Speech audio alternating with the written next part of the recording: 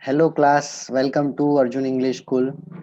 Standard 12th account subject, third chapter, final accounts of a company. This is the third class where I'm going to start the practical questions.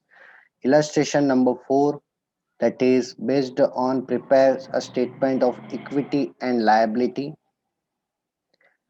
of the balance sheet as per Schedule 3 of the Companies Act. Schedule 3 presents the balance sheet of the company.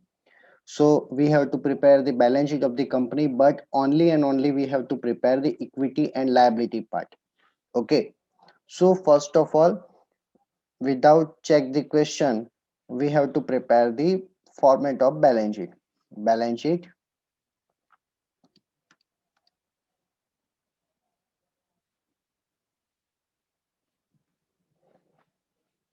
particulars, note number, amount. Okay. Equity and liability. Shareholders fund, share capital, reserves and surplus, non-current liability, long-term, other long-term. Current liability where short-term provision, trade payable, other current liability and short-term provision. That's it. So this is the format of equity and liability. This format that we have to prepare the first. Then after, as per the question requirement, first of all, trade payable is given 30,000. So trade payable is the part of current liability. So here against the trade payable, we have to write down the 30,000. Then after, long-term provision 60,000. Against long-term provision value is 60,000. Next, reserves and surplus. Against reserve and surplus value is 80,000. Other current liability. Against other current liability value is 25,000. Then after short-term borrowings, against short-term borrowings there is a value 24,000. Next, share capital value 2 lakh. Next, share capital amount 2 lakh. Then after short-term provision amount that is 35,000. Next one, long-term borrowings value that is 1,20,000 and other long-term liabilities that is 76,000. Got it? So now, after completion of these entire entries, first now our task is to totaling. Now, first one, shareholders fund. As and when all the entries of shareholders fund completed, we have to do a total of the shareholders fund and total is in the second column. Okay. Same way, non-current liability total is in second column. Third one, current liability total that is in second column. And now finally, total of 1, 2 and 3, it is 6,50,000 and finally this sum is over. Simple. Same way, there is another question, illustration number 5, where again we have to prepare the equity and liability. So before starting a sum, we have to prepare a format, equity and liability, where shareholders fund, share capital, reserves and surplus. Under non-current liability, there is a fixed format. Under current liability, there is a fixed format. Okay. So now, first of all, there is equity shares. So now equity share is the part of shareholders fund. So under the heading of shareholders fund, we have to write share capital amount rupees 2,60,000. Okay. Then after second one, that is 9% loan from Bank of Baroda. Amount is 50,000.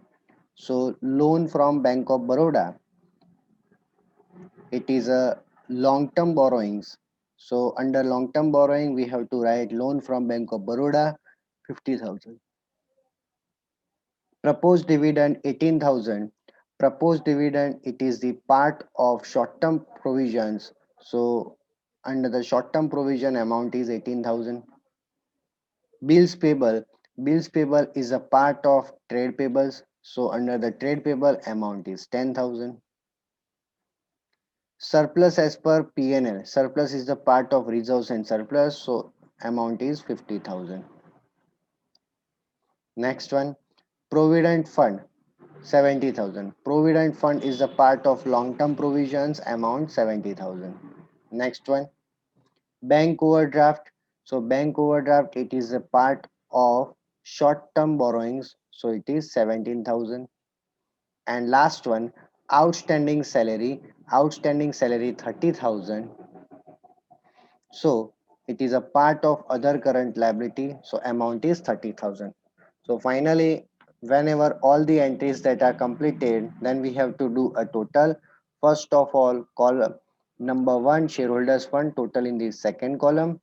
Then after second, total of second point, non-current liability total in second column, and same way, third point, current liability total is in second column. After completing total, we have to do a gross total of these, that is 5,05,000, and the sum is finish. That's it. Same way, there is another sum. Illustration number 6. Now it is a part of asset side. Following balance are taken from the books of Kuber Limited as on 31st March 2017.